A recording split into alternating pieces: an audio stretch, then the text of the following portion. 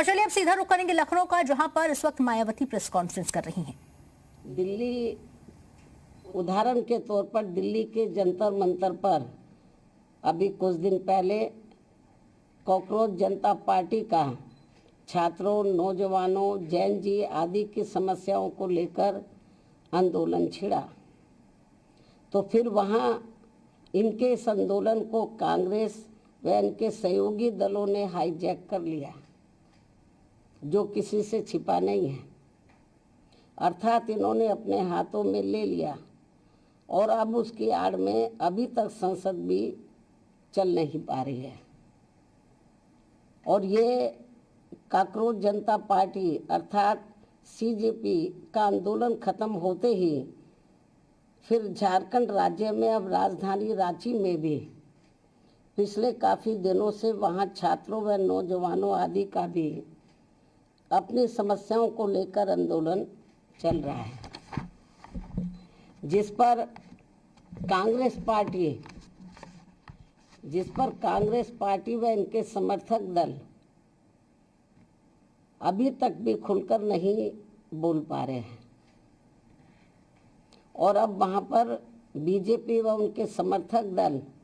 उनकी मदद के लिए आगे आकर आवाज़ उठा रहे हैं। अर्थात ऐसा लगता है कि अब इन्होंने भी इनके आंदोलन को हाईजैक कर लिया है। इस प्रकार से ये सब दिल्ली के जंतर मंतर पर छात्रों व नौजवानों आदि के हुए आंदोलन, और अब झारखंड के रांची में भी हो रहे छात्रों व नौजवानों आदि के आंदोलन की आड़ में भी हमें राजनीति ज़्यादा देखने के लिए मिल रही है। अर्थात इनकी समस्याओं को हल कराने के लिए गंभीरता नहीं है, हमें गंभीरता नज़र नहीं आ रही है, बल्कि चुनावी स्वार्थ की संकीर्ण राजनीति ही ज़्यादा हावी देखने के लिए मिल रही है। ऐसे में पूरे देश के छात्रों व नौजवानों अर्थात जैन जी से यही अपील है कि वे अपनी समस्याओं को दूर करने के लिए सत्ता व विपक्ष के इस समय चल रहे षड्यंत्र से बिल्कुल दूर रहें और ये लोग अपनी समस्याओं से निपटने के लिए इनका सावधानी पूर्वक इस्तेमाल करें,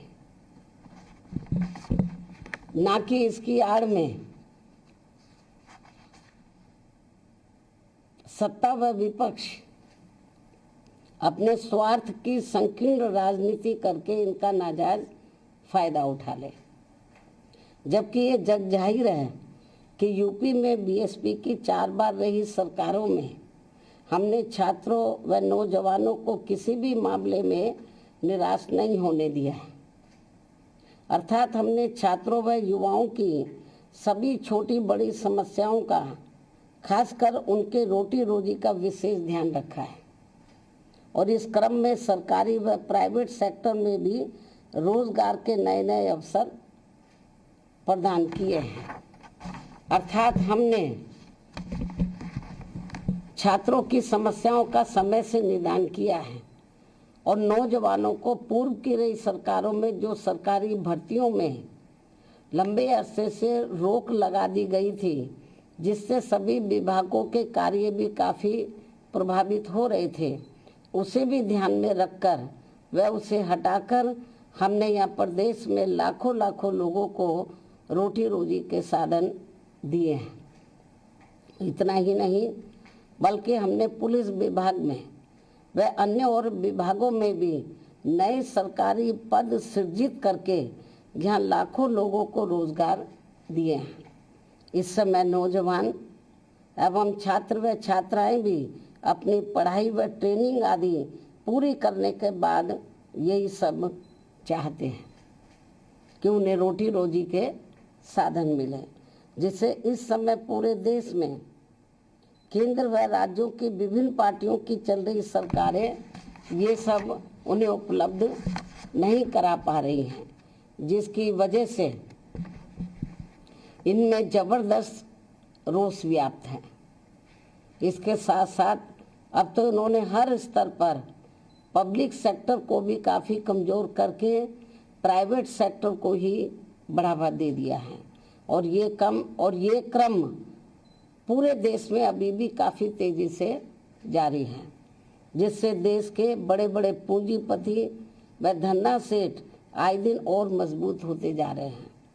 और सर्व समाज में से गरीब एवं बेरोजगार लोग आए दिन और भी अधिक पिछड़ते जा रहे हैं। खासकर सरकारी नौकरियों में तो अब दलित, आदिवासी व अन्य पिछड़े वर्गों का आरक्षण ना के बराबर ही रह गया है, जिसे भी आरएसएस के लोग अब निष्प्रभावी बनाने में लगे हैं। हालांकि हमारी पार्टी प्राइवेट सेक्टर के भी कोई विरोध नहीं है, लेकिन वहाँ इन वर्गों को सरकारी स्तर पर सरकारी नौकरियों में मिल रहे आरक्षण की तरह ही इन्हें भी यहाँ ये आरक्षण मिलना चाहिए, जिसकी व्यवस्था यहाँ नहीं है। जबकि बीएसपी की सरकार ने सरकारी सहयोग से स्थापित उद्योगों में भी आरक्षण देने की व्यवस्था लागू की थी।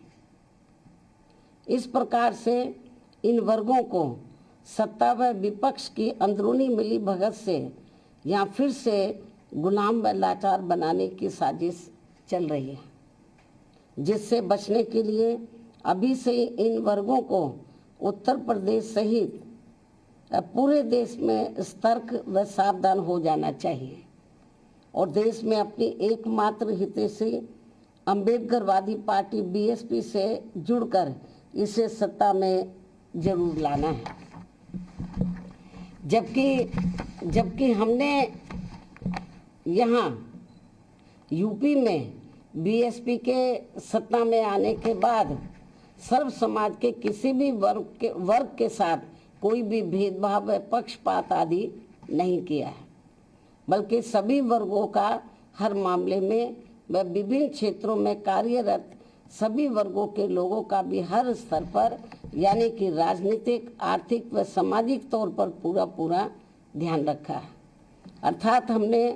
बीजेपी व कांग्रेस पार्टी एंड कंपनी के लोगों की तरह उनकी जातिवादी, संकीर्ण व पूंजीवादी मानसिकता के तहत चलकर सरकार नहीं चलाई है, बल्कि बीएसपी की सर्वजन हिताय व सर्वजन सुखाय की नीतियों व सिद्धांतों के आधार पर चलकर ही सरकार चलाई है और ये सब यूपी की जनता ने 4